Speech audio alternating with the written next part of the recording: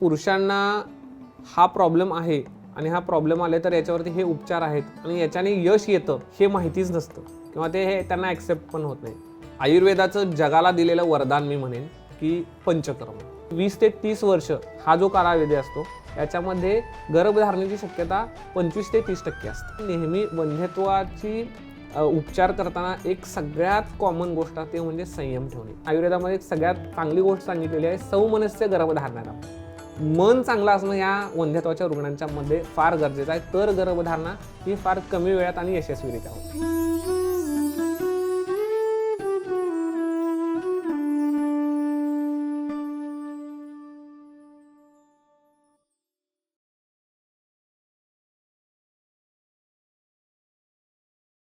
नमस्कार.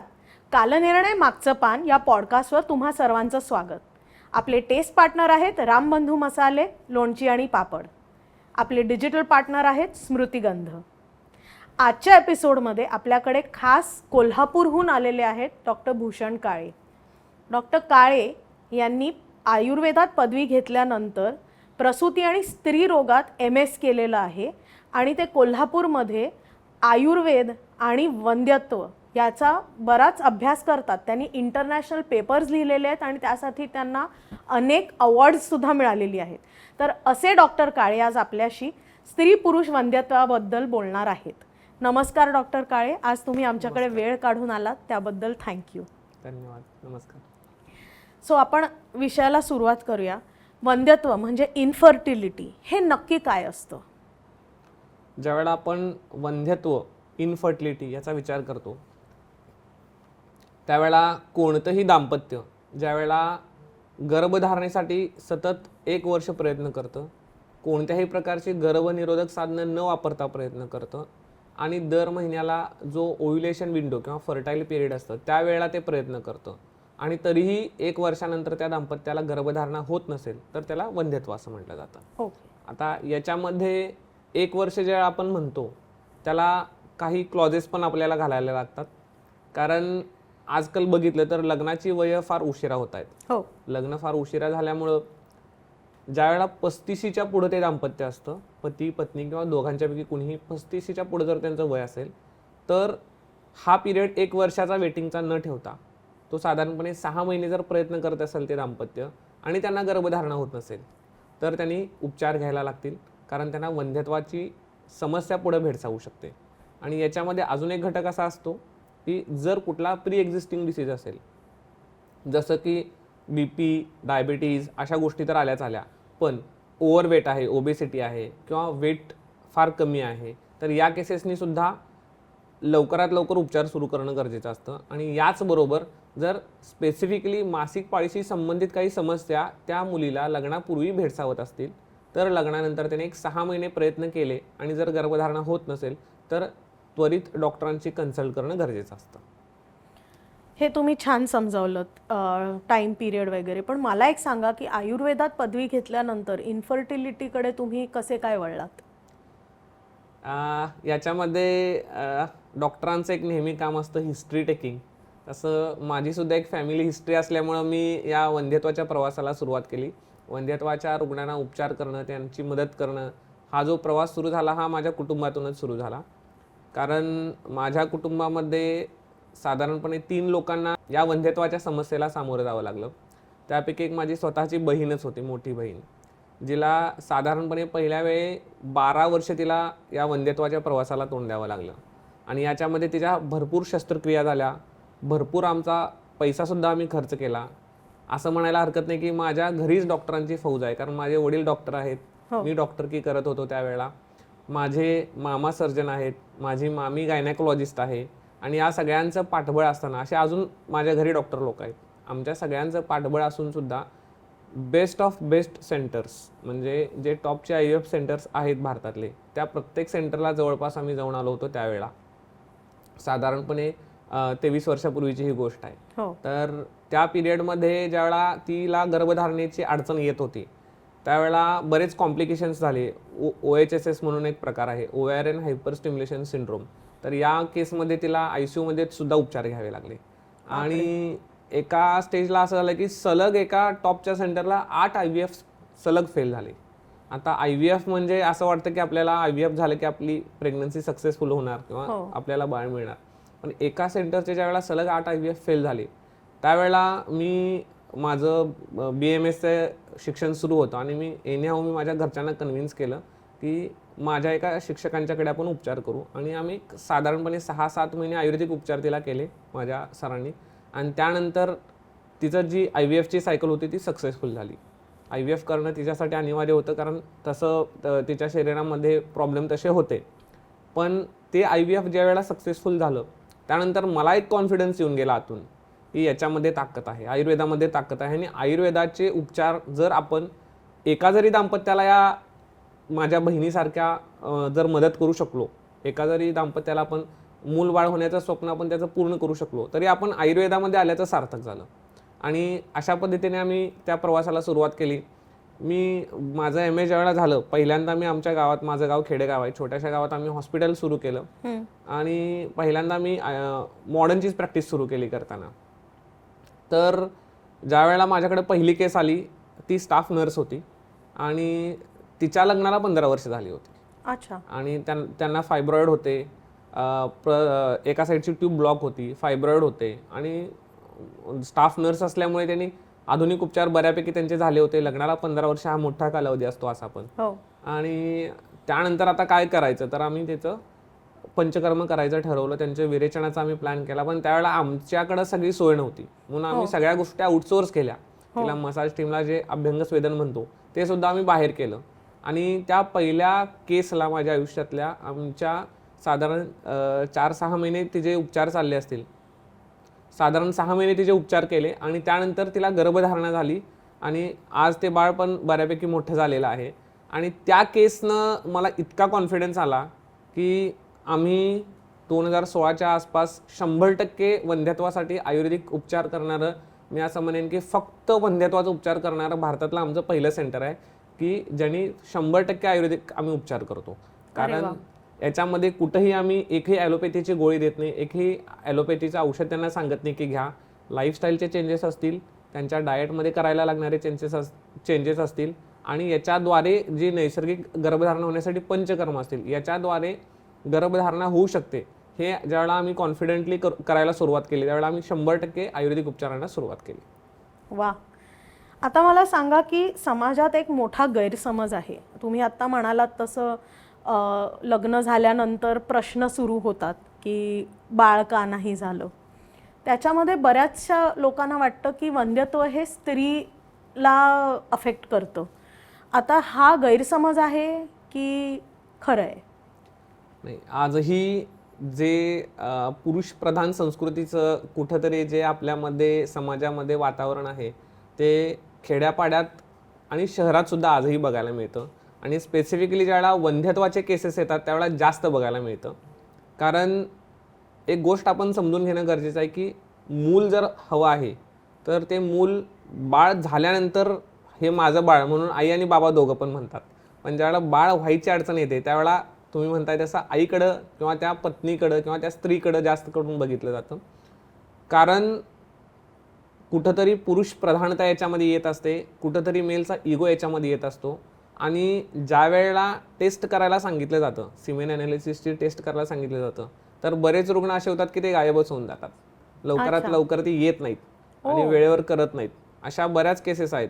कारण बऱ्याचदा असं असतं की त्यांनी टेस्ट केलेली पण असते आणि ते आम्हाला सांगत नाहीत की आमच्या शुक्राणूच्या समस्येमध्ये काही प्रॉब्लेम आहे. मी आधी रिपोर्ट केलेत आणि ते नॉर्मल आहेत. रिपोर्ट आणून दाखवा म्हटलं तर ते लगेच रिपोर्ट आणून दाखवत सुद्धा नाहीत, असे पण आहेत. काही हाताच्या बोटावर मोजण्यासारख्या केसेस आहेत जिथं स्वतःहून इनिशिएटिव्ह घेतात. मेल पार्टनर जो असतो तो स्वतःहून इनिशिएटिव्ह घेतो. पण याच्यामध्ये असं असतं की याचा सगळ्यात मोठं कारण असं आहे की योग्य ठिकाणावरून मार्गदर्शन मिळत नाही. त्या पुरुषाला सगळ्यात पहिल्यांदा त्यांचा जो सोर्स असतो इन्फॉर्मेशनचा तो एकतर सोशल मीडिया असतो, इंटरनेटवर कुठेतरी काहीतरी बघितलेलं असतं. आणि त्याचा दुसरा सोर्स असतो त्याचा सर्कल, त्याचे फ्रेंड्स असतील, त्याच्या आजूबाजूची लोक असतील, त्यांच्याकडून जे त्याला फिडिंग होतं त्या फिडिंगनुसार त्याला असं वाटतं की माझ्यामध्ये काहीतरी प्रॉब्लेम आहे. सांगणाऱ्या कुठल्या उद्देशानं सांगतोय आणि त्याचं ज्ञान कितपत आहे आणि तो त्याला ती ज्ञान द्यायची त्याची ती कॅपॅसिटी आहे किंवा नाही याचा असेसमेंट कुणी करत नाही. आजही पुरुषांच्या मध्ये एखादा जर टॉन्ट कुणी मारला तर ते त्याच्या मनात घर करून जातं. आणि ही कुठेतरी प्रॉब्लेम असतात की पुरुष अजूनही वंध्यत्वाचे उपचार घ्यायला समोर येत नाहीत. अगदी असे मी डॉक्टर सुद्धा बघितलेले आहेत की रिपोर्टमध्ये प्रॉब्लेम आले तर त्यांची सुद्धा ही ॲक्सेप्टन्सी नसते की माझ्यामध्ये प्रॉब्लेम आहे. ते 2, 3, 4 वेळा टेस्ट रिपीट करतील, पण उपचाराला यायला ते धजतात, उपचार घ्यायला ते धजतात. आणि मला सांगायला उलटा यात आनंद वाटतो की शुक्राणूंची जी समस्या आहे याच्यावरती जर उपचार केले तर स्त्रियांच्यापेक्षा जास्त पुरुषांच्यामध्ये फास्ट रिझल्ट येतात. अच्छा. पंचकर्माचे जर उपचार केले तर स्त्री वंध्यत्वापेक्षा पुरुष वंध्यत्वामध्ये फार फास्ट रिझल्ट येतात. स्त्रियांच्यामध्ये उशीर लागतो, असा माझा एक 12-15 वर्षाचा हा जो अनुभव आहे याच्यामध्ये मी असं बघितलं की पुरुष वंध्यत्वाच्या केसेस म्हणजे अगदी 3-1 महिन्यामध्ये त्यांचे शुक्राणूंची गुणवत्ता, त्यांची संख्या, त्याची क्वालिटी अतिशय चांगल्या पद्धतीने सुधारते. पण असं असताना सुद्धा कुठंतरी तो एक अहंभाव असतो, कुठंतरी तो मेल इगो असतो, अहंकार असतो की माझ्यामध्ये काय प्रॉब्लेम नाही.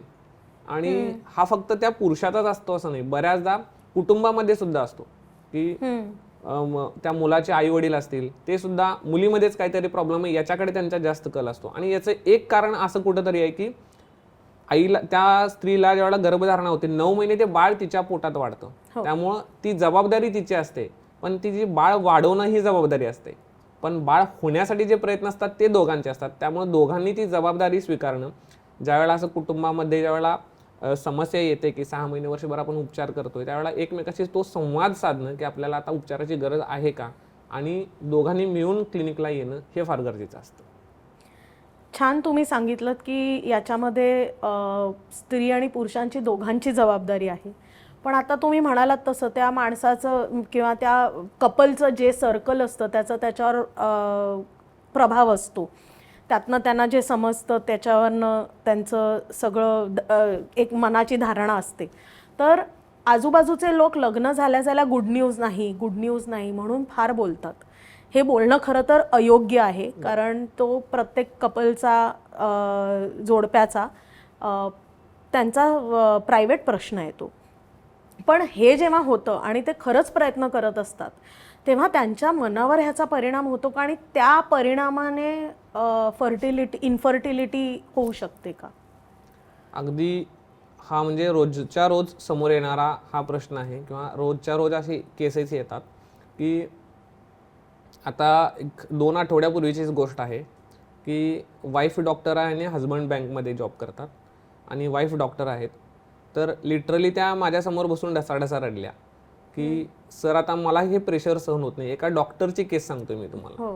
तर होतं असं की बऱ्याचदा हे जे दाम्पत्य आहेत ज्यावेळेला मूलबाळ होत नाही म्हणून प्रयत्न करत असतात, त्यावेळेला हे लोकांचं जे क्वेश्चनिंग असतं, हे वारंवार विचारणं असतं, ते बऱ्याचदा कार्यक्रमांना जाणं, समाजामध्ये वावरणं कमी करतात.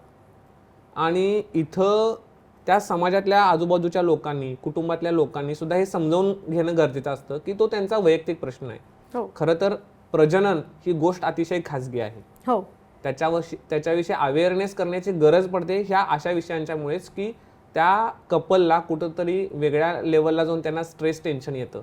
बरेच केसेस मी असे बघितलेले आहेत. एकतर केस अशी आहे की त्या स्त्रीला या लेवलला तिची टेन्शनची पातळी गेली होती की तिला घरी जर ती चहा करत असेल तर ती त्या बाळाचा विचार करता करता तिला झटके यायचे. त्यांनी वंध्यत्वाचे उपचार बंद करून त्यांनी अँटी सायकॅट्रिक ट्रीटमेंट सुरू केली. म्हणजे ते सायकॅट्रिशियनकडे त्याचे उपचार सुरू झाले आणि जवळपास त्यांनी 7-8 वर्षाचा गॅप ठेवला. वंध्यत्वाची ट्रीटमेंट बंद करून ज्यावेळेला आमच्याकडे आले त्यावेळेला 7-8 वर्षाचा गॅप होता की त्यांनी वंध्यत्वाचे ट्रीटमेंट 7-8 वर्षापूर्वी बंद केले होते. कारण ह्या स्त्रीला असं व्हायला लागलं की एकट्यात असेल, तिच्याजवळ कोणीतरी कायम असणं गरजेचं असायचं, कारण ती एकट्यात असेल आणि त्या बाळाच्या विचारात गेली की तिला झटके यायचे. तर या लेवलपर्यंत मानसिक पातळीवरती परिणाम होतो. आणि बरेच रुग्ण असे बघतो की स्ट्रेस, टेन्शन, अँझायटी याच्यामध्ये लँड होतात ज्यावेळेला असं मानसिक प्रेशर असतं. मी सक्सेसफुल झालेली एक केस सांगेन की हजबंड वाईफ दोघं IT मधले आहेत आणि त्यांनी गॅप ठेवला ठरवून की आपण थोडंसं सेटल होऊया आणि सेटल झाल्यानंतर आपण वंध्यत्वासाठी उपचारासाठी किंवा चान्स घेण्यासाठी आपण सुरुवात करूया. झालं असं की ज्यावेळेला ते थोडंसं सेटल झाल्यानंतर त्यावेळेला त्यांनी सुरुवात केली, त्यावेळेला नंतर कळालं की वाईफला PCOD आहे आणि PCOD असल्यामुळं तिला लवकर कन्सेप्शन होईना. साधारणपणे 9 महिने हे सगळं उपचाराचा आम्ही उपचार केले. 9 महिने उपचार तिला झाले PCODवरती आणि त्यानंतर ती कन्सिव्ह झाली. पण या दरम्यान असं झालं की ह्या सगळ्या उपचारासाठी वाईफला जॉब सोडावा लागला. घरचं प्रेशर, माहेरचं प्रेशर, सासरचं प्रेशर, मित्रमैत्रिणींचं प्रेशर आणि ऑब्व्हियसली मेट्रोपॉलिटन सिटीमध्ये राहिल्यामुळं अपार्टमेंट सिस्टीममध्ये 8व्या-9व्या मजल्यावरती फ्लॅट, त्या फ्लॅटमध्ये ती दिवसभर एकटी, तो ऑफिसला जायचा. अशीच तिने 9 महिने प्रेग्नन्सी कॅरी केली. आणि ज्या वेळेला ती गावाकडे तिच्या डिलिव्हरीला गेली आणि डिलिव्हरी झाल्यानंतर परत तिला ऑब्व्हियसली माहेरी जावं लागलं. डिलिव्हरी झाल्यानंतर माहेरी सुद्धा ती एकटी पडली आणि अगदी 3च दिवसात ती सायकोसिसमध्ये गेली, बापरे. ज्याला पोस्टमॉर्टम सायकोसिस म्हणतात. हो. तर इतका इफेक्ट हा गर्भधारणेच्या पूर्वीपासून हा डिलिव्हरी नंतरपर्यंत होऊ शकतो. त्यामुळं एक कॉग्निटिव्ह बिहेवियर म्हणून पॅटर्न आहे, ज्याच्यामध्ये आपण जसं विचार करतो तीच सायकल बनून जाते आणि त्याचं कुठंतरी थॉट प्रोसेस इंटरनली चालू राहतं. म्हणूनच आजच्या काळात गर्भसंस्कार सुद्धा काळाची गरज का बनलेली आहे, कारण तिला वारंवार आपण आनंदी ठेवणं, तिच्या हार्मोन्सची लेवलची पातळी मेंटेन ठेवणं हे गरजेचं आहे. तर इथंपर्यंत विचार लोकांनी करावायला हवा आजकाल, की आपलं वारंवार जे प्रश्न विचारणं आहे त्या दाम्पत्याच्या खाजगी जीवनामध्ये आपण इंटरफेअर करतोय. काळजी म्हणून विचारणं वेगळं आणि वारंवार त्या दाम्पत्याला त्रास होतोय का आपल्या विचारण्याचा, त्याच्या मनावरती कुठेतरी परिणाम होतोय का, हे सुद्धा कुठेतरी बघितलं जाणं गरजेचं आहे. आणि असं जर आपण व्यवस्थित विचार करून त्यांच्या जर इच्छा असेल तर त्यांच्या डिस्कशनमध्ये सहभागी होऊन त्यांना जर गाईड केलं तर ते अतिशय चांगलं आहे. पण त्याचा जर त्या दाम्पत्याला त्रास होत असेल तर आपण हे समजावून घेणं की आपल्याला पण कुठेतरी बाउंड्रीज आहेत त्यांच्या वैयक्तिक जीवनामध्ये इंटरफेअर करण्याला, हे समजावून घेऊन त्या कुटुंबाने त्यांना फक्त त्या दाम्पत्याला सपोर्ट करणं गरजेचं आहे. हो, म्हणजे आपल्या सगळ्यांचे समाज म्हणून हे एक कर्तव्य आहे की विचारपूर्वक अशा कमेंट्स करणं टाळावं. बरोबर. तुम्ही मगाशी अजून एक म्हणालात की वंध्यत्व हे त्या फॅमिलीमध्ये सुद्धा असू शकतं, तर हे अनुवंशिक असू शकतं का? हो, काही केसेसमध्ये याचं उत्तर हो असं आहे. जसं की अनुवंशिकता काही केसेसमध्ये दिसते. स्पेसिफिकली स्त्रियांच्यामध्ये जर आईला PCOD होता तर त्या मुलीला PCOD सारखा आजार होऊ शकतो. आईला एंडोमेट्रियोसिसचा प्रॉब्लेम होता तर तो त्या मुलीला एंडोमेट्रियोसिस सारखा प्रॉब्लेम होऊ शकतो.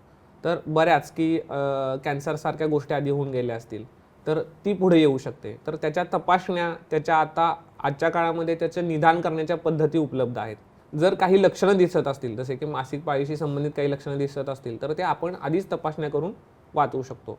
पण याच्यामध्ये PCOD, एंडोमेट्रियोसिस असे काही घटक आहेत जे आईला असतील तर ते मुलीला होऊ शकतात आणि त्यामुळे त्या मुलीला वंध्यत्वाला सामोरं जावं लागू शकतं. त्यामुळं त्या मुलीची ज्यावेळेला आपल्याला मुलगी झाली आणि आपल्याला जर PCOD होता किंवा आपल्याला एंडोमेट्रियोसिस होता तर त्या मुलीची ज्यावेळेला मासिक पाळी सुरू होते त्यावेळेला तिचं खाणं पिणं वागणं, तिची लाईफस्टाईल आपण व्यवस्थित जर सेट केली तर त्याला सामोरं जावं लागणार नाही. असंच पुरुषांच्या मध्ये सुद्धा आहे.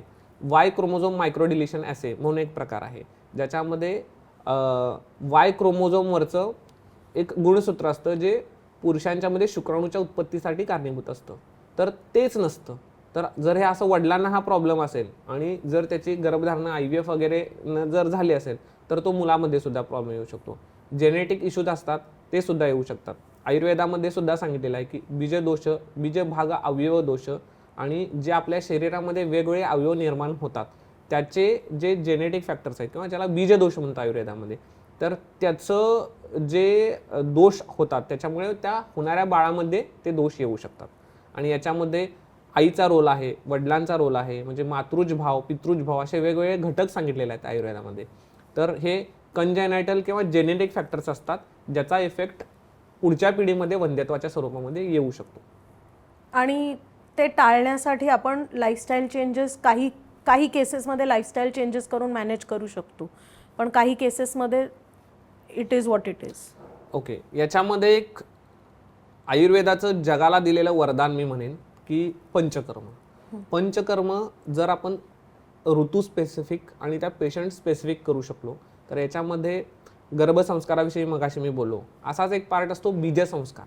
तर बीजसंस्कार ही साधारणपणे 3 ते 4 महिने केली जाणारी उपचार पद्धती असते. तर बीजसंस्कारामध्ये काय आहे की त्या रुग्णाला काय प्रॉब्लेम आहे, त्या रुग्णाची काय प्रकृती आहे आणि सध्या ज्यावेळेला हा रुग्ण माझ्याकडे आलेला आहे त्यावेळेला कुठला ऋतू चालू आहे यांचं कॅल्क्युलेशन करून आपण जर त्यांचा 4 महिन्याचा पंचकर्माचा प्लॅन केला, ज्याच्यामध्ये गरजेनुसार वमन किंवा विरेचन हा पंचकर्म केला जातो आणि त्याच्यानंतर पुढचे 3 महिने जे पंचकर्म करतात त्याच्यामध्ये स्पेसिफिक एक पंचकर्म केलं जातं, त्याला उत्तरबस्ती म्हणतात.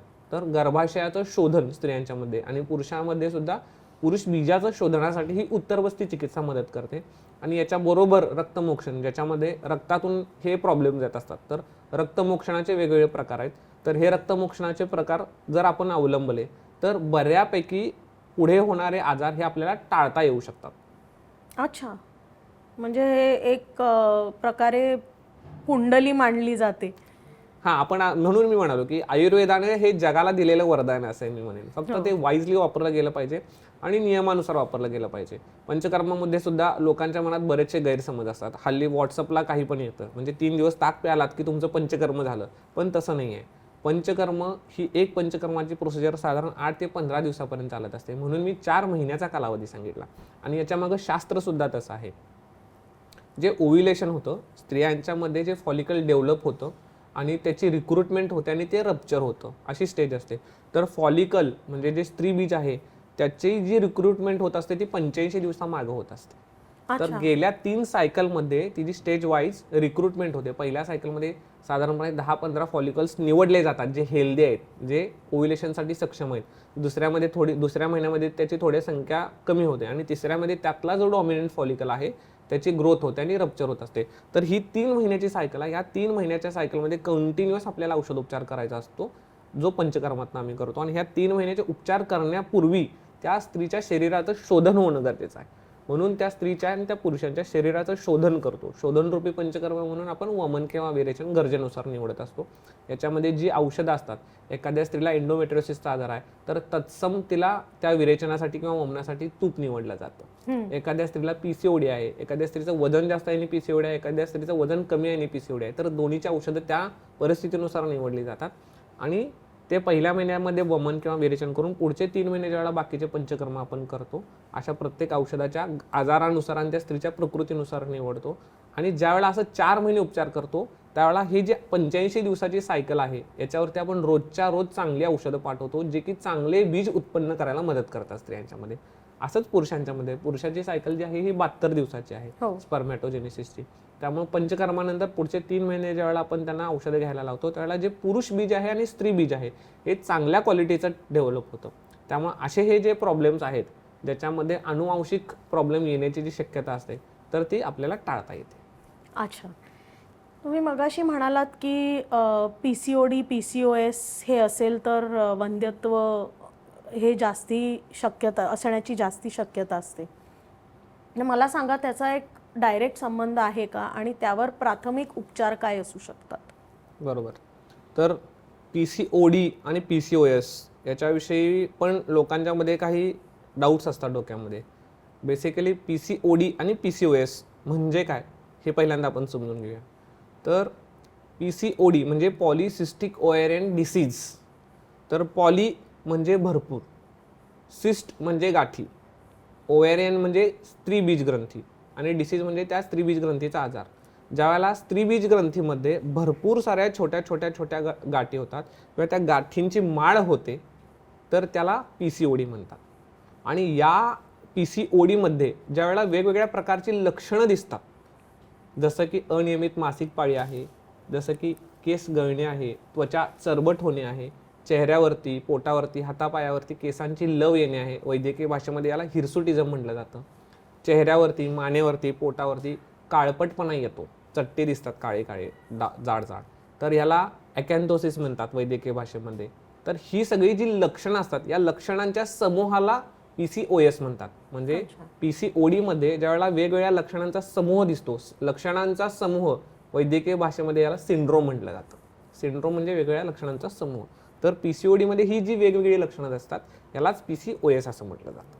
तर आता हे जे PCOD आहे आणि हे PCOS आहे जे काय आहे ह्याच्यामध्ये होतं काय की नॉर्मल जे ओव्युलेशन होत असतं, जसं मी मगाशी म्हणालो की फॉलिकल्स रिक्रूट होत असतात. एक फॉलिकल जे रिक्रूट झालेलं आहे डॉमिनंट फॉलिकल ते वाढत वाढत वाढत जातं. आपण दर महिन्याला ज्यावेळेला वंध्यत्वाचे उपचार सुरू असतात, बरेच रुग्ण सोनोग्राफीला जातात. त्यांना माहिती नसते की आपली सोनोग्राफी चालू काय, अंड वाढते म्हणजे नेमकं होतंय काय. तर जे असं ओव्युलर जे ओव्हरी आहे ह्याच्यामध्ये सोनोग्राफीला 10व्या दिवसाच्या पुढे आपण अंड्याची साईज स्पॉट करू शकतो. तर ते अंड हळूहळू वाढत जातं. तर हे अंड जे वाढत असतं, स्त्रीबीज अंड जे वाढत असतं ते 10 ते 12, 14 ते 16, 18 ते 20 असं वाढत जातं.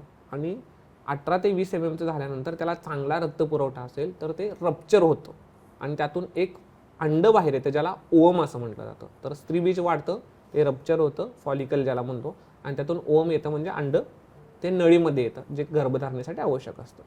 आता PCOD मध्ये काय होतं, हे जे फॉलिकल आहे ते वाढत वाढत वाढत जातं, एका लेवलला जाऊन त्याची वाढ थांबते. परत दुसरं फॉलिकल वाढत वाढत जातं, त्याची परत वाढ थांबते, परत तिसरं वाढत जातं, त्याची वाढ थांबते. त्यामुळे असे वेगवेगळ्या जे फॉलिकल्स आहेत ते वाढत वाढत जातात, एका लेवलपर्यंत जाऊन त्यांची वाढ थांबते. आणि त्यामुळे होतं काय, ती मी मगाशी म्हणालो तसं माळेसारखं, मण्यांची जशी माळ असते तसे स्त्रीबीज ग्रंथीमध्ये वेगवेगळ्या छोट्या छोट्या छोट्या गाठींची माळ बनून जाते. आता याच्यामुळे लक्षणं कशी येतात, तर हे ज्यावेळेला स्त्रीबीज वाढत आहे तर वाढल्यानंतर हे रप्चर होणार आहे, फुटणार आहे आणि अंड नळीमध्ये जाणार आहे आणि त्यानंतर गर्भधारणा होणार आहे. आता गर्भधारणा जेव्हा होते त्यावेळेला गर्भाशयाची जी पिशवी आहे ती आतून पोकळ आहे. तर गर्भ जो प्रेग्नन्सी गर्भाशय नलिकेमध्ये राहणार आणि त्यानंतर गर्भ ज्यावेळेला पिशवीमध्ये येणार, गर्भाशयाच्या पिशवीमध्ये येणार, युटेराईन कॅव्हिटीमध्ये येणार, त्यावेळेला त्याला राहायला जागा पाहिजे. तो पोकळीमध्ये नाही राहू शकत. म्हणून हे फॉलिकल जे स्त्रीबीज वाढत आहे ते काही हार्मोन्स सिक्रेट करतं स्त्रियांच्या शरीरामध्ये आणि हे हार्मोन जाऊन आत एंडोमेट्रियम नावाचं अस्तर बनवतो, ज्याला रक्ताची गादी आपण म्हणू शकतो. ज्या रक्ताच्या गादीवर गर्भधारणेनंतर बाळ येऊन आराम करतं किंवा त्याच्यामध्ये वाढतं. ते बाळाचं थोडक्यात भविष्यातलं घर आहे. मग PCOD मध्ये काय होतं, एक अंड वाढलंय ते एका लेवलला जाऊन थांबलंय, ते थोडंसंच हार्मोन सिक्रेट करतं. दुसरं अंड वाढलं ते थोडंसं सिक्रेट करतं. त्यामुळे ही जी रक्ताची गादी आहे, हार्मोनल इम्बॅलन्स झाल्यामुळे ही रक्ताची गादी आतली व्यवस्थित तयार होत नाही आणि त्यामुळे तिला सगळ्यात पहिला दिसणारा जो लक्षण असतो तो असतो मासिक पाळीची समस्या. कारण रक्ताची जी गादी आहे, एंडोमेट्रियम आहे, जर गर्भधारणा नाही झाली कुठल्याही कारणानं तर हे एंडोमेट्रियम दर महिन्याला शरीरातून बाहेर पडतं. यालाच आपण पाळी येणे म्हणतो. दर महिन्याला जे मेन्सेस येतात, मेन्स्ट्रुअल सायकल होते, याच्यामध्ये अशा पद्धतीने रक्ताचं अस्तर बाहेर येत असतं. पण अशा पद्धतीने वेगवेगळे फॉलिकल्स वाढत जातात आणि इरेग्युलर हार्मोन्स तयार होतात, त्यामुळे सायकल इरेग्युलर होते. त्यामुळं PCOD मुळे मूलबाळ होत नाही, कारण अंडी व्यवस्थित वाढत नाही. ओके. अंडी व्यवस्थित न वाढल्यामुळं हार्मोन्स बिघडतात. हार्मोन्स बिघडल्यामुळं फक्त रक्ताची गादी बिघडत नाही, हार्मोन्सचा एक साधा सोपा नियम असा असतो की एक हार्मोन बिघडलं तर ते सगळ्या हार्मोनचं चक्र बिघडून टाकतात. म्हणून हार्मोनल सायकल असं म्हटलं जातं. ही सायकल आहे. सायकल ही एका रिदम मध्ये चालली पाहिजे. रिदम बिघडला तर त्याची सायकल ती पूर्ण डिस्टर्ब होऊन जाते. त्यामुळे हार्मोनचा एक नियम असा असतो की एक सुद्धा हार्मोन जर बिघडला, पर्टिक्युलरली स्त्रियांच्या मध्ये, कारण स्त्रियांचं जे हार्मोनल सायकल आहे हे 28 दिवसाचे आहे. त्यामुळे हार्मोनल इम्बॅलन्स तयार होतात. मग तिचा थायरॉइड बिघडू दे, स्त्रीचा टेस्टोस्टेरॉन बिघडू दे, स्त्रीचा FSH बिघडू दे, स्त्रीचं एस्ट्रोजन बिघडू दे, स्त्रीचं प्रोजेस्ट्रॉन बिघडू दे, कुठलाही हार्मोन बिघडला तर तो दुसरे हार्मोन बिघडवतो आणि स्त्रियांच्या शरीरामध्ये एक व्हिशियस सायकल सुरू होते, जी वेगवेगळ्या आजारांचं कारण बनते. आणि असंच हे PCOD मध्ये होतं की PCOD मध्ये अंडच व्यवस्थित बनत नाही, अंड व्यवस्थित न बनल्यामुळे हार्मोन्स व्यवस्थित बनत नाही, त्यामुळे वेगवेगळी लक्षणं दिसतात, जी मगाशी मी सांगितली की ती त्वचा चरबट होणार, त्वचेवरती इफेक्ट येणार, कारण त्याला अँड्रोजेन्स म्हणतात. म्हणजे ऑइली होते त्वचा, ऑइली होते, चरबट होते, पिंपल्स येणे, चेहऱ्यावर पिंपल्स येतात, पाठीवरती पिंपल्स येतात, डोक्यामध्ये कोंडा होतो, त्याच्यानंतर हातावर पायावर जी केसांची लव येते. ह्याचं कारण असतं अँड्रोजेन्स. अँड्रोजेन्स हे मेल हार्मोन आहेत आणि हे मेल हार्मोनचं सिक्रेशन या स्त्रियांच्या मध्ये जास्त प्रमाणात व्हायला लागतं, स्पेसिफिकली टेस्टोस्टेरॉन. त्यामुळे तशी लक्षणं त्या स्त्रियांच्या मध्ये दिसायला लागतात आणि याच्यामुळे त्या स्त्रीला PCOD मुळे मूलबाळ होण्यामध्ये अडचण येते. आता याच्या उपचारांचं पण मी सांगून टाकतो की आधुनिक शास्त्राचा ज्यावेळेला आपण विचार करतो त्यावेळेला याच्यावरती 2 दृष्टीने विचार केला जातो. जर त्या स्त्रीचं लग्न झालेलं असेल तर नक्कीच तिला गर्भधारणा अपेक्षित आहे. तर तिला गर्भधारणा होण्यासाठी, अंडी वाढवण्यासाठी जी औषधे दिली जातात, अंडे फुटण्यासाठी इंजेक्शन दिले जातात आणि गर्भधारणेचा प्रयत्न केला जातो. आणि लग्न नसेल झालेलं आणि ती अविवाहित मुलगी आहे तरी सुद्धा OC पिल्स म्हणतात, ओरल कॉन्ट्रासेप्टिव्ह पिल्स दिल्या जातात आणि त्या देऊन 21 दिवसाची सायकल देऊन तिला ते PCOD ची सायकल तिची सेट करण्याचा प्रयत्न केला जातो. पण हे लक्षात ठेवणं गरजेचं आहे की ही गर्भनिरोधक गोळ्या आहेत, त्यामुळे त्याचे जसे इफेक्ट्स असतात तसे त्याचे काही साईड इफेक्ट सुद्धा असू शकतात. मग याचा आम्ही ज्यावेळेला आयुर्वेदाच्या दृष्टीने विचार करतो त्यावेळेला आम्ही एक सिंपल लॉजिक लावतो की जे आपण खातो त्याच्यामधून शरीरामध्ये आहारापासून आहाराचा रस तयार होतो. आयुर्वेदामध्ये 7 धातू सांगितलेले आहेत: रस, रक्त, मांस, मेद, अस्थि, मज्जा आणि शुक्र. आणि पहिला जो धातू आहे रस धातू, हा खाल्लेल्या आहारापासून आहाराचा जो रस तयार होतो त्याच्यापासून पुढचे धातू बनत जातात. आणि या रस धातूचे 2 उपधातू सांगितलेले आहेत. एक आहे स्तन्य जे स्तनाशी संबंधित आहे, आणि दुसरं आहे आर्तव. आर्तव म्हणजे जे आपलं मेन्स्ट्रुअल सायकलशी संबंधित आहे, स्त्रीबीज. त्यामुळे तिचं खाणं पिणं वागणं कसं आहे इथं फार मॅटर करतं. कारण जर तिने चांगलं खाल्लं नाही तर चांगला आहार रस बनणार नाही आणि चांगला आर्तव बनणार नाही. त्यामुळं ज्या वेळेला पीसीओडीचा पेशंट येतो, आयुर्वेदाच्या चष्म्यातून आपण ज्या वेळेला त्याच्याकडे बघत असतो त्यावेळेला तिचा आमाशय आम्ही म्हणतो, तिचं पोट कसं आहे, तिची पचन संस्था कशी आहे, इथं फार विचार करणं गरजेचं असतं. आणि याच्यावरती फोकस करून उपचार केले तर पीसीओडीच्या पेशंटमध्ये रिझल्ट चांगला येतो. थँक्यू, हे तुम्ही छान समजावलं. तर मला एक सांगा, आपण मासिक पाळीबद्दल सुद्धा छान आम्हाला सांगितलं की मासिक पाळी कशी होते, पण काही स्त्रियांना खूप पेनफुल म्हणजे खूप त्रासाची मासिक पाळी होते आणि हे वंध्यत्वाचं लक्षण आहे असं एक समज केला जातो. हा समज बरोबर आहे का? याच्यामध्ये परत आपण आधुनिक आणि आयुर्वेदिक दृष्टिकोन थोडासा मी तुम्हाला सांगतो कसा असतो. पहिल्यांदा तुम्ही जो प्रश्न विचारला की पेनफुल मेन्स्ट्रुएशन, याला वैद्यकीय भाषेमध्ये डिसमेनोरिया म्हटलं जातं. तर डिसमेनोरिया म्हणजे काय, मासिक पाळीच्या वेळेला ओटीपोटामध्ये दुखणं. तर हे थोड्या बहुत लेवलला दुखणं नॉर्मल असतं. का नॉर्मल असतं? कारण ज्या वेळेला गर्भधारणा होत नाही आणि एंडोमेट्रियम बाहेर जाणार आहे त्यावेळेला त्या स्त्रीच्या गर्भाशयाच्या पिशवीमध्ये आकुंचन आणि प्रसरण ही प्रक्रिया सुरू असते, ज्याच्यामुळे कॉन्ट्रॅक्शन ज्याला म्हणतो आपण ते गर्भाशयाचं अस्तर एंडोमेट्रियम बाहेर टाकायला मदत करत असतं. पण ज्या वेळेला ही वेदना इतक्या तीव्र स्वरूपाची असते की तिचं रोजचं काम तिला जमत नाही, तिला विश्रांती घ्यावी लागते, तिचं शरीरामध्ये थकवा असतो, तिच्याकडे उत्साह नसतो, ती रुटीनची कामं कुठलीच करू शकत नाही, ह्याच्याकडे लक्ष देणं गरजेचं असतं. पण जर मासिक पाळीच्या पूर्वीच तिला वेदना सुरू होत आहेत आणि मासिक पाळीमध्ये सुद्धा वेदना आहेत आणि मासिक पाळी गेली तरी सुद्धा वेदना होत आहेत, तर हे कुठल्या तरी आजाराचं लक्षण असू शकतो. आणि आजकाल जास्तीत जास्त स्त्रियांना एक भेडसावणारा प्रश्न आहे, तो म्हणजे एंडोमेट्रियोसिस. एंडोमेट्रियोसिसचं हे लक्षण असू शकतं. एंडोमेट्रियोसिस म्हणजे हे गर्भाशयाच्या आतलं जे एंडोमेट्रियमचं अस्तर आहे हे नॉर्मली शरीरातून बाहेर जायला पाहिजे, पण होतं काय, एंडोमेट्रियोसिसमध्ये कुठल्याही वेगळ्या कारणांच्यामुळे हे अस्तर उलटं जातं आणि ते गर्भाशय नळीमध्ये जाईल, ओटीपोटामध्ये कुठंतरी जाईल, स्त्री बीजग्रंथीला कुठंतरी जाऊन ते चिकटून बसेल आणि मासिक पाळीच्या वेळेला जे बदल गर्भाशयाच्या पिशवीच्या आत होतात हेच बदल जिथं हे एंडोमेट्रियम जाऊन बसलेलं आहे तिथं व्हायला लागतात आणि त्यामुळे त्या स्त्रीला वेदना प्रचंड प्रमाणात होतात. तर हे आपल्याला कारण शोधणं गरजेचं आहे की तिला एंडोमेट्रियोसिस आहे का. याच्याबरोबरच तिला फायब्रॉइड असू शकतो, ॲडिनोमा असू शकतो, वेगवेगळ्या प्रकारच्या गाठी आहेत ते असू शकतात. यामुळे सुद्धा मासिक पाळीच्या वेळेला पोटामध्ये वेदना होऊ शकतात. तर हे निदान करणं गरजेचं आहे, कारण ही बाकीची जी कारणं आहेत ह्याच्यामुळे त्या स्त्रीला वंध्यत्व येऊ शकतं. त्यामुळे ही कारणं ज्यावेळेला मासिक पाळीच्या वेळेला अतिशय जास्त प्रमाणात वेदना असतील त्यावेळेला रूल आउट केला तर त्यामुळे वंध्यत्व तर होत नाही आहे ना, मूलबाळ व्हायला अडचण तर येत नाही ना, हे आपल्याला समजू शकतं. आता स्त्री वंध्यत्वाबद्दल आपण बरंच बोललो, त्यातला एक महत्त्वाचा विषय तुम्ही मगाशी म्हणालात ते वय. 35च्या पुढची जर ते जोडपं असेल तर त्यांना आपल्याला लवकर उपचार करायची गरज असते. तर स्त्रीचं वय वाढल्यामुळे तिच्या फर्टिलिटी म्हणजे वंध्यत्वावरती परिणाम होतोच, पण ती नेमकी काय म्हणतात ते वय कोणतं, म्हणजे ती मर्यादा वयाची कोणती आहे? याच्यामध्ये एक गोष्ट लक्षात घेणं गरजेचं आहे की जसं वय वाढत जाईल तसे पुरुष असू देत किंवा स्त्री असू देत त्यांच्या शरीरामध्ये जे वेगवेगळे बदल होत असतात, जसं की काही वेळाने दृष्टी कमी होत जाते, शरीरातील ताकद कमी होत जाते, उत्साह कमी होत जातो, काम करण्याची क्षमता कमी होत जाते. हे बदल होतात कारण आपल्या पेशींचं वय होतं. तर पुरुष बीज आणि स्त्री बीज हे पण दोन्ही पेशीच आहेत हे समजून घेणं गरजेचं आहे आणि यांचं पण कालानुरूप काम हळूहळू कमी होणार आहे. आता स्पेसिफिकली ज्यावेळेला स्त्रियांचं आपण बोलतोय तर एखादी स्त्री बाळ म्हणून आईच्या पोटात वाढत असते त्यावेळेला आईच्या शरीरातील जे इस्ट्रोजन नावाचा हार्मोन आहे त्याचा इफेक्ट त्या वाढणाऱ्या बाळाच्या स्त्री बीजग्रंथीवरती, ओव्हरीजवरती होत असतो आणि त्याच्यामध्ये फॉलिकल्स डेव्हलप होतात. हे गर्भाशयात असताना साधारणपणे यांची संख्या 20 लाखापर्यंत असते. जन्मानंतर ती कमी होते, ती प्युबर्टीपर्यंत जाता जाता कमी होते, म्हणजे ती 10 लाखाला येते 20 लाखापासून, ते अजून कमी कमी होत जाते. साधारणपणे 4-5 हजार फॉलिकल्स जे राहतात ते हळूहळू 400 ते 500च्या नंबरपर्यंत पूर्ण त्या स्त्रीच्या 35 ते 40 वर्षाच्या मासिक पाळीच्या दरम्यान बाहेर पडत असतात, ज्यांचं फलन होण्यासाठी जे सक्षम असू शकतात. तर जसं जसं वय वाढत जातं तसं तसं हे फॉलिकल्सची संख्या कमी कमी होत जाते. आता जर आपण एक लेटेस्ट रिसर्च आलेला आहे तो जर बघितला तर अगदी 27व्या वर्षी बायोलॉजिकल क्लॉक जे आहे ते टिक होत असं ते म्हणत आहेत, म्हणजे ते घड्याळ जे आहे ते वाजायला जोरात सुरुवात होते आणि तिच्या अंड्यांची संख्या, त्याची क्वालिटी ही फार झपाट्याने कमी होते असं त्यांचं म्हणणं आहे.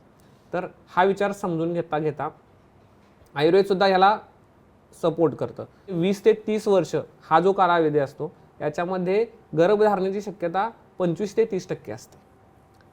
ती जसं जसं वय वाढत जाईल, म्हणजे जर ते 30 ते 40च्या दरम्यान गेलं तर ते 15 ते 20%ला येते आणि 40च्या पुढे गेलं तर फारच कमी होते, म्हणजे 2 ते 5% गर्भधारणेची क्षमता राहते. कारण जे फॉलिकलची जी संख्या आहे आणि त्याची जी क्वालिटी आहे ती वयानुसार हळूहळू कमी होत जाते. आणि आजकाल बऱ्याच अशा गोष्टी आहे की आपलं लाईफस्टाईल बिघडलेलं आहे, पोल्युशन आपल्या हातामध्ये नाही आहे, बऱ्या कामाच्या वेळा आपल्या हातामध्ये नाही आहेत, तर याचा सुद्धा त्या स्त्रीच्या शरीरावरती परिणाम होत असतो आणि फॉलिकल्सची जी काउंट आणि क्वालिटी आहे ही दोन्ही कॉम्प्रोमाइज होत असते. त्यामुळे जेवढ्या लवकरात लवकर लग्न होईल आणि लग्न झाल्या जेवढ्या लवकरात लवकर गर्भधारणेचा चान्स घेता येईल तेवढं त्या दाम्पत्यासाठी चांगलं. हे शारीरिक बाजू झाली. मानसिकरित्याही त्यांना तयार व्हायला वेळ लागतो, त्यामुळे आजकाल गर्भधारणाच उशिरा होते. पण आता हे सगळं आपण स्त्रियांच्या वंध्यत्वाबद्दल बोललो, पुरुषांकडे थोडंसं आपण वळूया. आपली पुरुषप्रधान संस्कृती आहे. पुरुष वंध्यत्वाची तपासणी करायला पुरुष का घाबरतात? तुम्ही मगाशी थोडक्यात हे सांगितलं, तर जरासं. पुरुषांच्या मध्ये ही भीती याच्यासाठी असतं की त्यांना सगळ्यात महत्त्वाचं, ज्या वेळेला वंध्यत्वाचं आपण बोलतो त्यावेळेला स्त्रियांच्यावरती फार फोकस असतो आणि पुरुषांना हा प्रॉब्लेम आहे आणि हा प्रॉब्लेम आले तर याच्यावरती हे उपचार आहेत आणि याच्याने यश येतं हे माहितीच नसतं किंवा ते हे त्यांना ॲक्सेप्ट पण होत नाही. त्यामुळे ज्यावेळेला पुरुषांना सांगितलं जातं की शुक्राणूची तपासणी करा, ते फार काळ टोलवतात. त्यातून जर छोटासा मोठासा प्रॉब्लेम आला तरीसुद्धा त्यांना असं वाटतं की माझ्या पायाखालची जमीनच सरकली, कारण आता माझ्या रिपोर्टमध्ये प्रॉब्लेम आला म्हणजे काय. कारण याच्यामध्ये त्याला बाकीच्या पण जबाबदाऱ्या असतात, त्याला त्याचे कामं करायचे असतात, त्याला कुटुंब सांभाळायचं असतं, आई वडील पती पत्नी ह्या दोघांचंही त्यांना रिलेशन पण सांभाळायचं असतं. आणि सगळ्यात महत्त्वाचं काय, 4 मित्रामध्ये काहीतरी ह्याच्यावरती थट्टा केली जाईल, काहीतरी त्यांना बाकीच्या माझ्या मित्रांना मुलं झाली आणि मला अजून झाली नाहीत, हा कुठंतरी त्याच्या मनामध्ये एक त्याला खलत पण असतं की हा प्रॉब्लेम म्हणजे काहीतरी फार मोठा आहे. पण असं बिलकुल नाही आहे. जे शुक्राणूची समस्या आहे आणि जी स्त्रियांची स्त्रीबीजाची समस्या आहे, दोन्ही सुद्धा समसमान आहेत. याच्यामध्ये उपचाराची वेळ सुद्धा दोघांची समांतर असते आणि यश येण्याची शक्यता मी नेहमी सांगतो की स्त्रियांच्यापेक्षा पुरुषांच्या मध्ये यश लवकर मिळतं. कारण त्यांना जर आपण फक्त पंचकर्मातले काही उपचार सांगितले तर त्यांची स्पर्मची जी रिकव्हरी आहे ती फार चांगली होते, हा माझा अनुभव आहे. त्यामुळे याच्यामध्ये घाबरण्यासारखं बिलकुल काही नाही आहे. हे नॉर्मल आहे. हो, हे अगदी नॉर्मल आहे. आता तुम्ही मगाशी म्हणालात की स्त्रियांचं लाईफस्टाईल बदललंय, तसंच पुरुषांचे काही लाईफस्टाईल म्हणजे त्यांच्या ज्या सवयी आहेत, जगण्याची जी पद्धती, जीवनशैली आहे, त्याचा परिणाम त्यांच्या शुक्राणूंवर होतो का? हो, नक्कीच त्याचा परिणाम त्यांच्या शुक्राणूंच्यावरती होतो. याच्यामध्ये जे सिडेंटरी लाईफस्टाईल आहे, या सिडेंटरी लाईफस्टाईलचा पुरुषांच्या अनुषंगानं सांगताना हे स्त्रियांनाही कुठंतरी लागू होतं की दोघांनीही आपलं वेट कंट्रोलमध्ये ठेवणं गरजेचं आहे. वेट कंट्रोलमध्ये ठेवणं गरजेचं आहे कारण होतं काय की ज्यावेळेला ओबेज होतात आणि ज्यावेळेला त्यांचं पोटाची ढेरी फार जास्त वाढते, बसून काम असतं, वर्कआउट नसतो, अजिबात व्यायाम करत नाहीत, फक्त काम करतात आणि त्याच्याबरोबर स्ट्रेस घेतात, तर या सगळ्यांच्यामध्ये 2-3 गोष्टी महत्त्वाच्या. एक तर बायोलॉजिकल क्लॉक बिघडतं, रिदम बिघडल्यामुळे हार्मोनल इम्बॅलन्स क्रिएट व्हायला चालू होतो आणि पुरुषांचा जो टेस्टोस्टेरॉन हार्मोन आहे हा लगेच फ्लक्च्युएट व्हायला सुरुवात होतो. आणि ह्याच्यामध्ये 2 गोष्टी होतात. एक तर हार्मोन्स बिघडतात, त्यावेळेला स्पर्म प्रोडक्शनवरती ह्याचा इफेक्ट होतो. मग स्पर्मचा काउंट कमी होईल, स्पर्मची मोटिलिटी कमी होईल, त्याच्या मॉर्फॉलॉजीमध्ये प्रॉब्लेम यायला सुरू होते आणि याचा इफेक्ट होऊन त्याच्या लिबिडोवरती पण त्याचा कुठेतरी इफेक्ट होतो, म्हणजे सेक्शुअल ड्राईव्हवरती पण त्याचा कुठेतरी इफेक्ट होतो, त्याला परफॉर्मन्स प्रेशर यायला चालू होतं. आणि या सगळ्याचं कारण सगळ्यात बेसिक आजकाल जर आपण बघितलं तर लाईफस्टाईल असते. आपलं खाणं पिणं वागणं हे अतिशय चुकीचं झालेलं आहे आणि कामाच्या वेळा आणि कामाच्या वेळेमध्ये व्यायाम न करणे, फक्त बसून राहणे, तर हे फार कुठंतरी इफेक्ट होत असतं. त्यामुळं ज्यावेळेला असे रुग्ण येतात त्यावेळेला त्यांची सुरुवात ही दिवसाची सुरुवात ही कंपल्सरी व्यायामाने करावी लागते. त्यांना जर व्यायामाची सवय नसेल तर त्यांना स्टेप बाय स्टेप 3 ते 6 महिन्यांमध्ये स्टेप बाय स्टेप व्यायामाची सकाळच्या 1 तासाची सुरुवात करावी लागते. याच्यामध्ये अजून एक फार दुर्लक्षित घटक आहे जो पुरुष आणि स्त्रियांच्यामध्ये वंध्यत्वामध्ये विशेष करून आम्ही बघत असतो, ते म्हणजे पोट साफ होण्याची पद्धत. म्हणजे दिवसातून एकदा पोट साफ होतंय हे नॉर्मल आहे असं लोकांना वाटतं, पण ते पोट साफ होण्याची वेळ आहे ती म्हणजे सकाळी झोपेतून उठल्यानंतर. पण बऱ्याच जणांना सकाळी 9-10 वाजता, दुपारी 12 वाजता, नाश्ता केल्यानंतर, दुपारच्या जेवणानंतर, रात्रीच्या जेवणानंतर पोट साफ होतं, तर हे अतिशय चुकीचं आहे. कारण याचा इफेक्ट आयुर्वेदामध्ये सांगितलेला अपान वायू, सकाळी उठल्यानंतर अपान वायूचं निष्क्रमण होणं गरजेचं आहे. निष्क्रमण म्हणजे ते बाहेर पडणं गरजेचं आहे. तर उठल्या उठल्या मलमूत्र विसर्जन होणं गरजेचं आहे आणि मलमूत्र विसर्जन झाल्यानंतर व्यायाम करणं गरजेचं आहे. लोक पोट साफ झालं की नाही बघत नाहीत आणि डायरेक्ट बॅग उचलतात आणि जिमला जातात. तर याचे फायदे होण्यापेक्षा त्यामुळे लोकांना तोटे जास्त होतात. कारण अपान वायू हा विगुण होतो, म्हणजे अपान वायूची दिशा खाली आहे, तो विचलित होतो आणि तो वरच्या दिशेने जातो. प्राकृत वाताचं काम जे आहे ते बिघडलेलं असतं. तर याच्याकडे सुद्धा लक्ष दिलं गेलं पाहिजे की मला व्यायाम कधी करायचा आहे, व्यायाम कसा करायचा आहे, माझ्या खाण्यापिण्याच्या वेळा कशा आहेत, माझी झोपण्याची वेळ कशी आहे, या सगळ्यांचा इफेक्ट अशा पद्धतीनं स्पर्म प्रोडक्शनवरती, लिबिडोवरती आणि इन्फर्टिलिटीवरती होत असतो. आता तुम्ही म्हणालात की खाण्यापिण्याच्या सवयी सुद्धा महत्त्वाच्या आहेत, तर त्या जर सुधारायच्या झाल्या तर त्यात काय सुधारणा करावी? याच्यासाठी आयुर्वेदानं पुन्हा एक खूप छान गोष्ट सांगितलेली आहे, ज्याला दिनचर्या म्हणतात. आणि दिनचर्याबरोबर अजून एक परिचर्या सांगितलेली आहे, ऋतुचर्या. तर परिचर्या म्हणतात म्हणजे ज्याचं पालन सगळ्यांनी करायचं आहे. आणि स्त्रियांसाठी एक विशेष गोष्ट नेहमी आयुर्वेद सांगतो आणि ती म्हणजे रजस्वला परिचर्या. रजस्वला म्हणजे मेन्स्ट्रुएटिंग वुमननं स्वतःची काळजी कशी घेतली पाहिजे. तर या गोष्टींचं पालन, या गोष्टी लोकांना माहितीच नाही आहेत. तर दिनचर्या म्हणजे काय, सकाळी माझी उठण्याची वेळ, ब्राह्ममुहूर्त आपण बघतो कुठंतरी ऐकतो, पण ब्राह्ममुहूर्तला कधी कोणी उठून व्यायाम करत नाही. तर ब्राह्ममुहूर्त उत्तिष्ठे म्हणता आयुर्वेद. ब्राह्ममुहूर्तला जो माणूस उठतो त्याचं सर्केडियन रिदम अतिशय चांगलं असतं. कारण ब्राह्ममुहूर्त म्हणजे वाताच्या काळामध्ये उठतो, वाताची गती त्यावेळेला प्राकृत असते. त्यामुळे ब्राह्ममुहूर्ताला उठणाऱ्या माणसाला उठल्या उठल्या पोट साफ त्याचं होतं. पोट साफ झाल्यानंतर मग त्यांनी व्यायाम करणं अपेक्षित आहे. व्यायाम पण आयुर्वेदामध्ये अर्धशक्त्या व्यायाम सांगितलेला आहे. म्हणजे जी तुमची ताकद आहे त्या ताकदीच्या तुम्ही अर्ध्या ताकदीनंच व्यायाम करायचा आहे. आज ताकदीपेक्षा जास्त व्यायाम केला तर त्याला आयुर्वेद साहस म्हणतो. साहस म्हणजे काय, आपली जेवढी क्षमता आहे त्याच्यात डबल जाऊन आपण काहीतरी करायला जातो आणि त्याच्यामुळे काहीतरी प्रॉब्लेम येतात. तर तो अर्धशक्त्या व्यायाम करायचा आहे आणि मग तुम्हाला भूक लागल्यानंतर तुम्ही काहीतरी खायचं आहे. आणि ज्यावेळेला हे वंध्यत्वाच्या केसेस असतात याच्यामध्ये एक विशेष मी सांगतो, स्त्रियांना आणि पुरुषांना दोघांनाही सुद्धा एक लागणारा सिंपल डाएट सांगतो मी. त्याच्यामध्ये सांगतो की नेहमी दूध आणि तुपाचं सेवन करा. सकाळी उठलात, व्यायाम केला, व्यायाम झाल्या तुम्ही 1 ग्लास दूध आणि 1 चमचा त्यात तूप, देशी गाईचं जर तूप टाकून घेतलं तर तुमच्या शरीरामध्ये जे बीज आहे त्या बीजाच्या उत्पत्तीसाठी हे रसायन म्हणून काम करतं. रसायन म्हणजे रिज्युवेनेशन जे म्हणतो आपण बघतो, तर हे खरं रसायन हे आहे. आणि क्षीर आणि दूध नित्य क्षीरघृत आशिना असं आयुर्वेद म्हणतो. म्हणजे रोजच्या रोज सेवन करायची गोष्ट आहे. त्यांना आपलं लाईफ, आपले पुरुषांच्या मध्ये स्पर्मचं प्रोडक्शन, स्त्रियांमध्ये फॉलिकलचं प्रोडक्शन हे अतिशय चांगलं होतं. कारण दोघांच्या मध्येही सुद्धा हार्मोन्ससाठी फॅट लागतं आणि हे प्राकृत फॅट आपण असं दुधातून, तुपातून देऊ शकतो. याच्यामध्ये पुढची गोष्ट असते की व्यायाम झाला, तुम्ही सकाळचं खाल्लं, भूक लागल्यानंतर खाणे, वेळ झाल्या म्हणून खाणे नाही. भूक लागायला पाहिजे. तुमचा व्यायाम असा पाहिजे की तुमचा अग्निप्रदीप्त झाला पाहिजे. अग्निप्रदीप्त झाल्यानंतर तुम्ही खाल्लं पाहिजे. आता खायचं काय हा पण प्रश्न लोकांना असतो. तर एक साधारण नियम आहे की आपल्या 50 किलोमीटरच्या एरियामध्ये जे पिकतं त्याच्यानुसार आपण खाल्लं पाहिजे. त्यानुसार खाल्लं. कारण आपल्या 50 किलोमीटरमध्ये पिझ्झा, बर्गर नाही बनत. आपल्या 50 किलोमीटरमध्ये आपलं फास्ट फूड नाही बनत. त्यामुळे जे आपल्या परिसरामध्ये पिकतं ते जर खाल्लं तर ते आपल्याला साथ असतं. त्यामुळे आपल्या शरीरातले पेशी चांगल्या उत्पन्न होतात.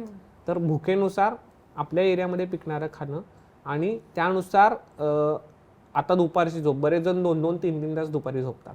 पण दुपारची झोप आयुर्वेद फक्त ग्रीष्म ऋतूमध्ये सांगतो. ग्रीष्म ऋतूमध्ये उन्हाळ्यामध्ये ज्यावेळेला वातावरण भरपूर उष्ण असतो त्यावेळेला दुपारची झोप आयुर्वेदामध्ये सांगितलेली आहे. ज्यावेळेला आपलं रात्री अतिशय जास्त प्रमाणात जागरण होतं त्यावेळेला दुपारी रिकाम्या पोटी विश्रांती घ्यायची आहे, दाबून झोपायचं नाही. आणि त्यानंतर आपण आहाराचं सेवन करायचं आहे. तर ही जी दिनचर्या सांगितलेली आहे ह्या दिनचर्याचं पालन. आता आपण ऋतू समजताना आपण आपल्या डोक्यात येतं उन्हाळा, पावसाळा, हिवाळा. पण जे 6 ऋतू आपल्या शास्त्रात आलेले आहेत, शिशिर, वसंत, ग्रीष्म, वर्षा, शरद आणि हेमंत. तर हे 6च्या 6 ऋतूमध्ये वातावरणामध्ये वेगवेगळे बदल होतात आणि त्या वातावरणाच्या बदलांचा इफेक्ट आपल्या शरीरावरती होतो. आणि आपल्या शरीरावरती होतो म्हणजे स्पेसिफिकली स्त्रियांच्या मध्ये मासिक पाळीमध्ये हे बदल दिसतात. म्हणून ठराविक ऋतू हेल्दी सांगितलेले आहेत. वसंत ऋतू वगैरे जे आपण बघतो, हिवाळ्याच्या नंतरचा जो पिरियड आहे तो हेल्दी का समजला जातो, कारण त्यावेळेला कफाचं प्राधान्य असतं आणि तो गर्भधारणेला चांगला मदत करत असतो.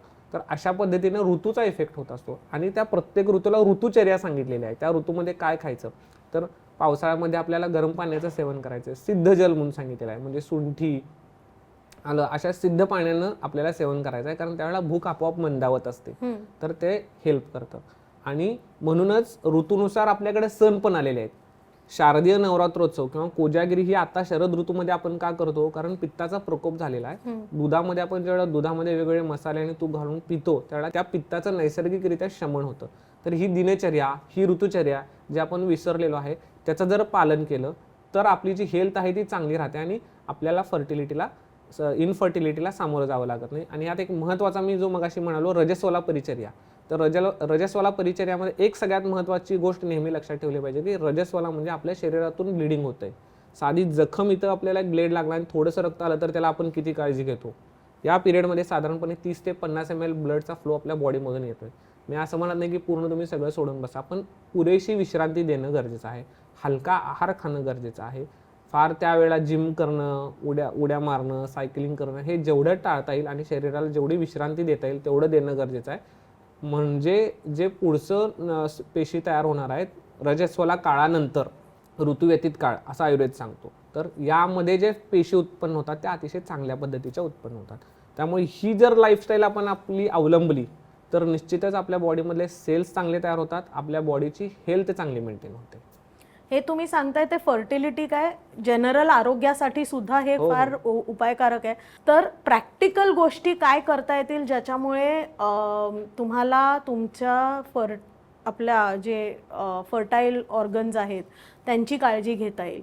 म्हणजे काय लाईफस्टाईल चेंजेस असतील प्रॅक्टिकली ज्याच्यामुळे तुम्ही हेल्दी राहू शकता? हो, निश्चितच. याच्यामध्ये जर आपलं जागरण जास्त होतंय तर आपण जी पॉवर नॅप म्हणतो ते आपण घेऊ शकतो. आणि अजून एक जो फार आजकाल लुप्त झालेला भाग आहे, घरी आपल्याकडे पाळणे असायचे जुन्या काळात, मोठे पाळणे असायचे ज्याच्यावरती बसून आपण झोके घ्यायचो, म्हणजे झोपाळे, बरोबर. तर हे जे झोपाळे असायचे ह्या झोपाळ्यांच्या वरती दुपारी डुलकी मारायची लोक, आणि याला आयुर्वेद म्हणतं आसीन तू प्रचलायतम. आसीन म्हणजे बसायचं आणि पुढं मागं करायचं.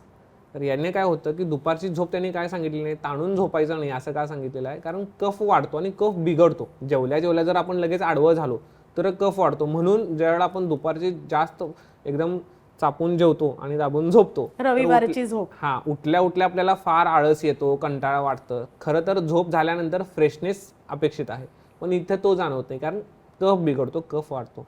मग अशा वेळेला जर रोजच दुपारी विश्रांती घ्यायची असेल तर ती बसल्या जागी झोपाळ्यांच्या वरती घ्यायचे. म्हणून ते झोपाळ्यामध्ये आपल्याला आराम पण होतो. आपला पॉवर नॅप मी जो शब्द वापरला तर ती पॉवर नॅप पण निघते.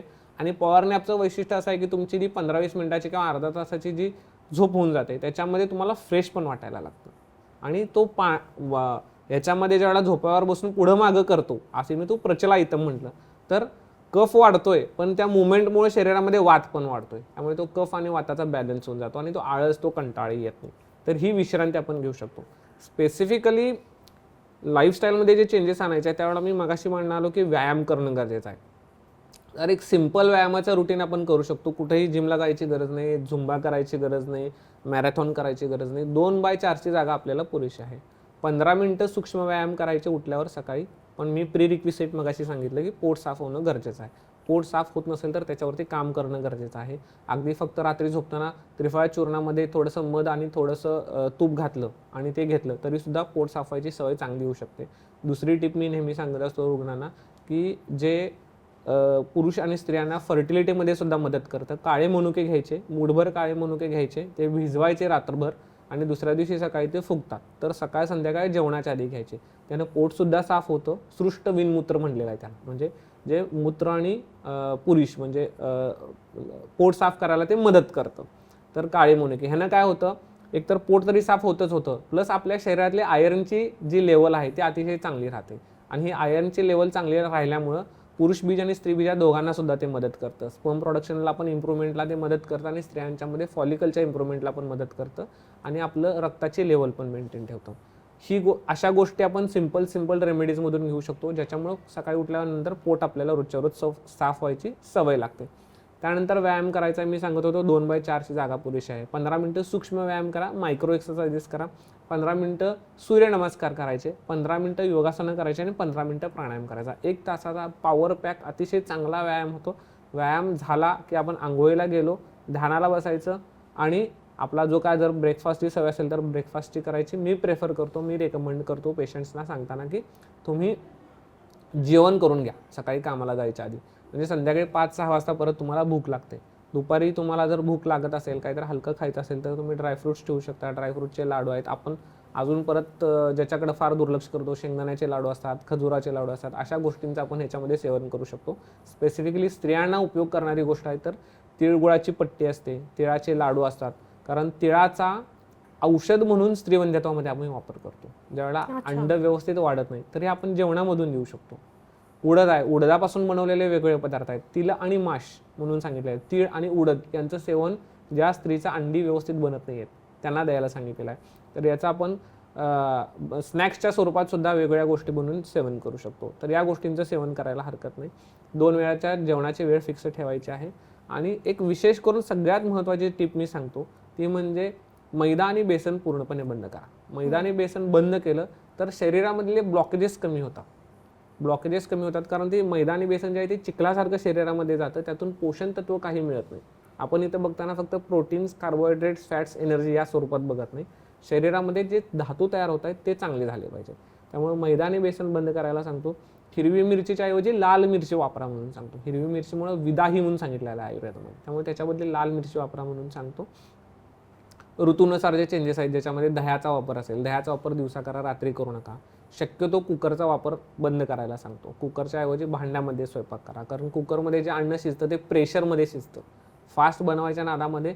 त्यामुळेच आजकाल थायरॉइड दिसतो, त्यामुळेच आजकाल डायबिटीज दिसतं, त्यामुळे आजकाल हायपर टेन्शन दिसतं. ह्या सगळ्या गोष्टींचं कारण हे प्रेशर कुकर आहे, सगळं प्रेशरमध्ये बनतं.